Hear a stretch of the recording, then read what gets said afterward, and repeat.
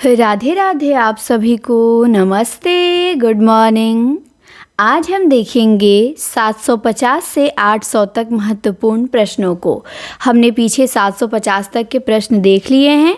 ये हमारी 16वीं क्लास है। प्लेलिस्ट बनी हुई है हिंदी साहित्य का इतिहास सार संग्रह नाम से, आप जाके वहाँ पे देख सकते हैं। तो चलिए अब हम करते हैं शुरू। पहला प्रश्न है आज का कि मोर मुकुट मकराकृत कुंडल अरुण तिलक दिए भाल, ये पंक्ति किसकी है? तो ये मीराबाई की है। मोर मुकुट मकराकृत कुंडल अरुण तिलक दिए भाल, मीराबाई। इसके बाद है कि यह सूचित करने की आवश्यकता नहीं कि न तो सूर का अवधि पर अधिकार था और न जायसी का ब्रज भाषा पे। ये किसका कथन है? तो ये शुक्ल जी का कथन है। वियोग बेली रचना है, किसकी रचना है? तो ये घनानंद की रचना है, वियोग बेली। हिंदी प्रदीप पत्रिका कब निकली? तो ये निकली 1877 में, प्रयाग से मासिक पत्रिका थी। देवरानी जेठानी उपन्यास किसने लिखा है? तो गोपाल राम गहमरी ने लिखा है, देवरानी जेठानी।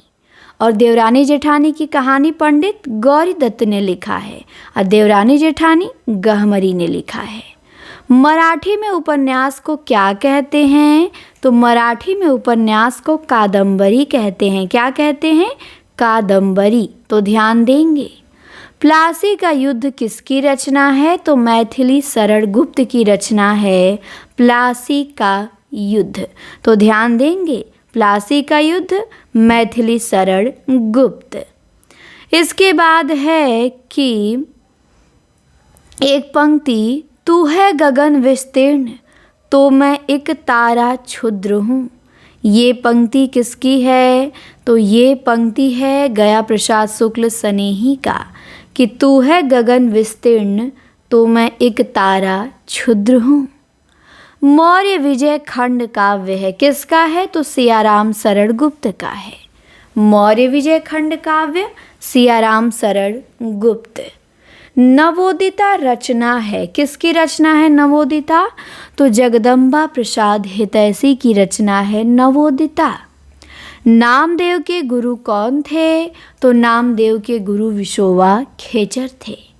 गुरु नानक का जन्म स्थान कहाँ हुआ था इनका जन्म? तो तलवंडी लाहौर में हुआ था गुरु नानक का जन्म। तो ध्यान देंगे, गुरु नानक का जन्म कहाँ हुआ था? तलवंडी लाहौर में। इसके बाद है 63 नंबर में नल दमयंती कथा, ये किसकी रचना है? तो ये सूरदास पंजाबी की रचना है, नल दमयंती कथा। विशिष्टाद्वैतवाद के संस्थापक कौन थे? तो रामानुजाचार्य थे। ध्यान देंगे, विशिष्टाद्वैतवाद के संस्थापक रामानुजाचार्य। तुलसीदास की माता का क्या नाम था? तो इनकी माता का नाम था हुलसी। ध्यान देंगे, तुलसीदास की माता हुलसी। जनक पचीसी, ये किसकी रचना है? जनक पचीसी। तो ये मंडन की रचना है, जनक पचीसी। इसके बाद एक पंक्ति है कि क्यों इन आँखिन सो निहसंक हवे, मोहन को तन पानिप पीजे, ये पंक्ति मतीराम की है। क्यों इन आँखिन सो निहसंक हवे, मोहन को तन पानिप पीजे। भूषण का जन्म कब हुआ? 1613 में। बुधवा की बेटी उपन्यास किसका है? पांडे बेचन शर्मा उग्र का है। शिवा साधना नाटक किसका? हरिकृष्ण प्रेमी का। मधुकर काव्य संग्रह किसका? भगवती चरण वर्मा का। प्रेम संगीत मधुकर भगवती चरण वर्मा। निस्सहाय हिंदू उपन्यास है, किसका है? तो राधा कृष्ण दास का है, निस्सहाय हिंदू। इसके बाद एक पंक्ति है, पूछी गई है किसकी है? कि मरे बैल गरियार मरे वह अड़ियल टट्टू। तो ये कुंडलिया है और ये बैताल कवि की है कि मरे बैल गरियार मरे वह अड़ियल टट्टू। तो ये कुंडलिया बैताल की है। मलुकदास का जन्म स्थान पूछा गया है तो इनका जन्म हुआ था कड़ा, इलाहाबाद में। इसके बाद है 75 नंबर में शक्ति संगम तंत्र रचना। ये किसकी है? तो ये गोरखनाथ की रचना है, शक्ति संगम तंत्र। इसके बाद 76 नंबर में है दाहर या सिंधु पतन। ये नाटक है, किसका नाटक है? दाहर या सिंधु पतन। तो ये उदय शंकर भट्ट का नाटक है।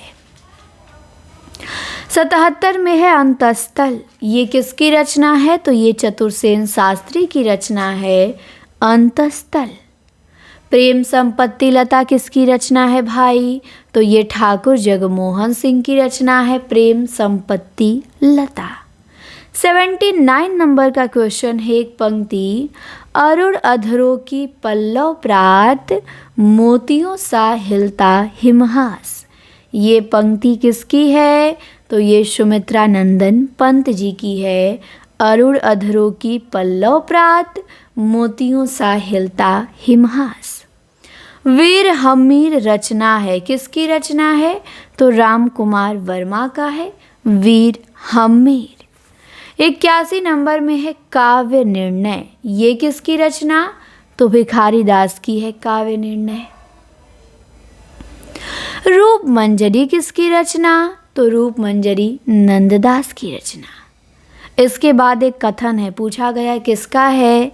कि भक्ति के आंदोलन की जो लहर दक्षिण से आई, उसी ने उत्तर भारत की परिस्थिति के अनुरूप हिंदू मुसलमान दोनों के लिए एक सामान्य भक्ति मार्ग की भावना कुछ लोगों में जगाई। तो ये कथन शुक्ल जी का है। ये शुक्ल जी ने कहा है कि भक्ति के आंदोलन की जो लहर दक्षिण से आई, उसी ने उत्तर भारत की परिस्थिति के अनुरूप हिंदू मुसलमान दोनों के लिए एक सामान्य भक्ति मार्ग की भावना जगाई।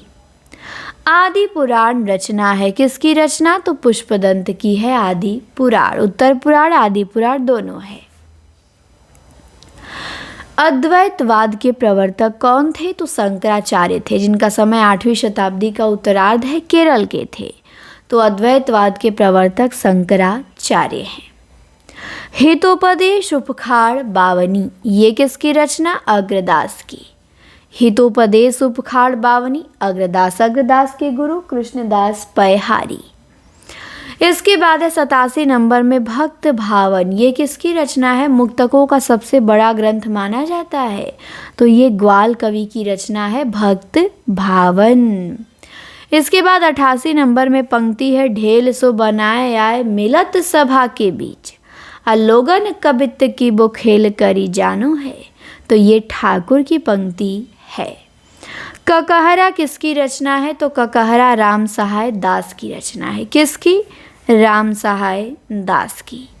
प्रजा हितैषी पत्र कहाँ से निकलता था? तो ये निकलता था आगरा से। तो ध्यान देंगे, प्रजा हितैषी पत्र आगरा से निकलता था। नरेंद्र मोहिनी उपन्यास है, किसका उपन्यास? तो देवकी नंदन खत्री का। देवकी नंदन खत्री ने लिखा है नरेंद्र मोहिनी। बिहारी और देव नामक पुस्तक के लेखक कौन हैं? तो बिहारी और देव नामक पुस्तक के लेखक लाला भगवान दीन हैं। तो बिहारी और देव, लाला भगवान दीन, ध्यान रखेंगे। 93 नंबर में हृदय गति कहानी है। किसकी कहानी है हृदय गति?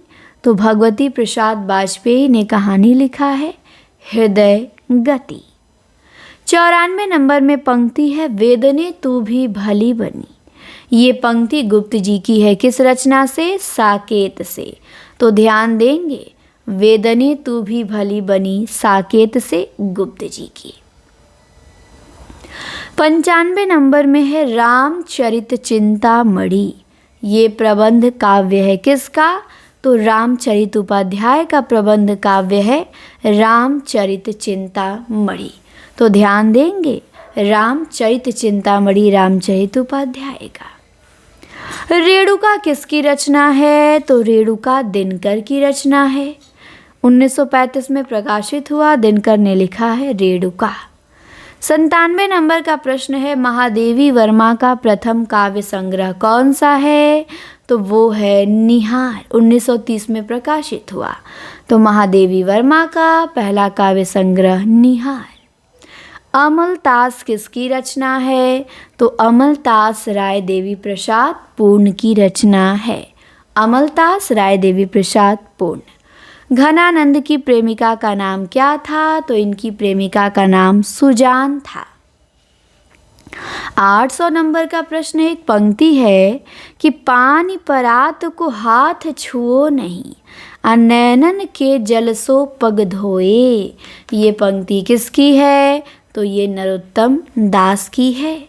पानी परात को हाथ छुओ नहीं, नैनन के जल सो पग धोए। तो नरोत्तम दास याद रखेंगे। तो यहाँ पे हमारा 800 प्रश्न होता है कंप्लीट। अब अगली क्लास हमारी आएगी 17 नंबर की, जिसमें हम 800 से 850 तक के क्वेश्चन को देखेंगे। तो इस क्लास को यहीं करते हैं समाप्त और जल्दी मिलते हैं आपसे हम अगले वीडियो में। Thank you.